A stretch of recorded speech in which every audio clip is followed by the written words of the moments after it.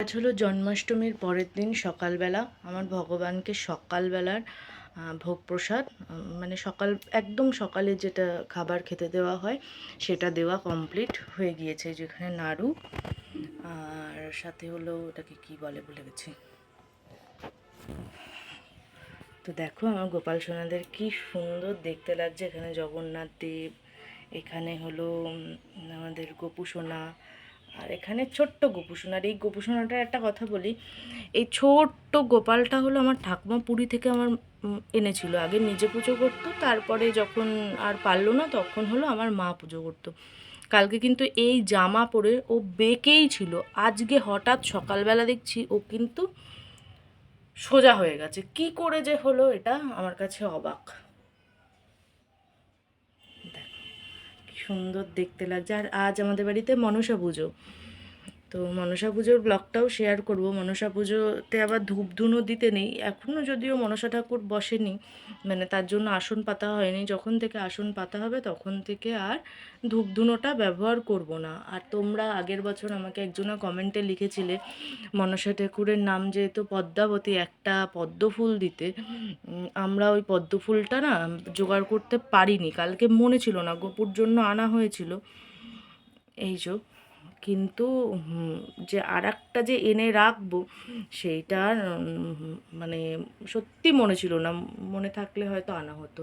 আসল কথা হয়তো ভগবান নিতে চাইনি বলেই মনে করায়নি। তো কারেন্টটা চলে গেছে, প্রচণ্ড অসুবিধা হচ্ছে। আর আমি এখানে আমার ঘরের ঠাকুরকে পুজো দেওয়া কমপ্লিট হয়ে গেছে। এই যে এখানে ঘরের ঠাকুরের পুজো দেওয়া কমপ্লিট, একদম ঘরের ঠাকুরের সামনেই আমি মা মনসাকে পেতেছি। কারণ আমাদের বাড়িতে তো বেশি জায়গা নেই, মানে বাইরে জায়গা আছে কিন্তু ঘরের ভেতরে জায়গা খুব কম। আর ঠাকুরকে এই যে সুন্দরভাবে আমি ফুল দিয়ে মালা দিয়ে সাজিয়ে দিয়েছি। আর আমাদের বাড়িতে এই অষ্টনাগী পুজো হয়। এখানে আমার ফল প্রসাদ রেডি করা হয়ে গেছে। আপেলগুলো না অনেকক্ষণ কেটেছে তো একটু লাল লাল মতো হয়ে গেছে। আর এটা হলো আমাদের গোপুসোনার প্রসাদ, মানে এখনও প্রসাদ হয়নি, ওকে দেওয়া হবে। সমস্ত কিছুই আমার গোছানো কমপ্লিট। মা এসে দুধটা দিয়ে দেবে। আর এখানে ফুল তুলে রাখা হয়েছে। আজ যেহেতু নন্দ উৎসব আর কালকে আমরা অন্নভোগ দিয়েছিলাম, তাই আজকে দেব আমরা খিচুড়ি ভোগ নন্দ উৎসবের দিন। এখানে খিচুড়ি রান্না করা চলছে। দুপুরবেলা ঠাকুরকে খিচুড়ি 5 ভাজা দিয়ে ভোগ দেব। আর আজকে এই রান্নাটা করছি আমি, আর বাদবাকি কালকে যত রান্না আছে সেগুলো সব করেছে আমার বোন।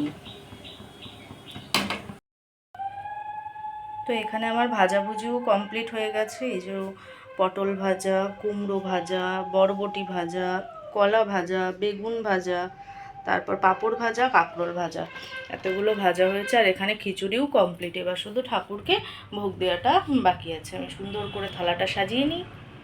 তো আমার গোপালের ভোগের থালা রেডি করা হয়ে গেছে। সমস্ত ভাজাভুজি দিয়ে এরকমভাবে সাজিয়েছি। ভাজাগুলো আলাদা দেওয়াই যেত, কিন্তু আমার যেন মনে হলো খিচুড়িটা এরকম থালাতে দিতে একটা কীরকম লাগছে, এর থেকে ভাজাগুলো দিলে বেশ সুন্দর লাগছে।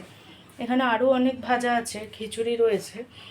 গোপাল তো ছোট মানুষ, ও খাবে, এটার ভেতরে মিশিয়ে নিলেই প্রসাদ হয়ে যাবে।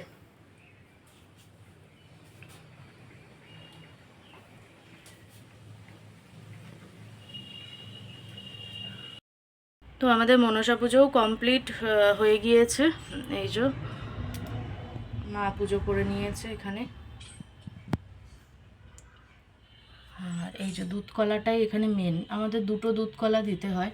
আর মা ওখানে একটা এক্সট্রা দিয়েছে। এই কিছুদিন আগে আমার একটা দুর্ঘটনা হয়েছিল, তো মা মানত করেছিল যে ঠাকুরকে দুধ কলা দেবো, ওই জন্য ওইটা সরাতে দিয়েছে। জয় মা মনসা।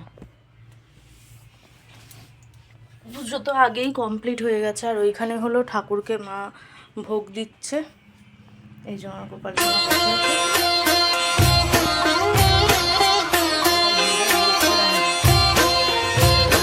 राधे कृष्ण की ज्योति अलौकिक तीनों लोक में छाई रही है।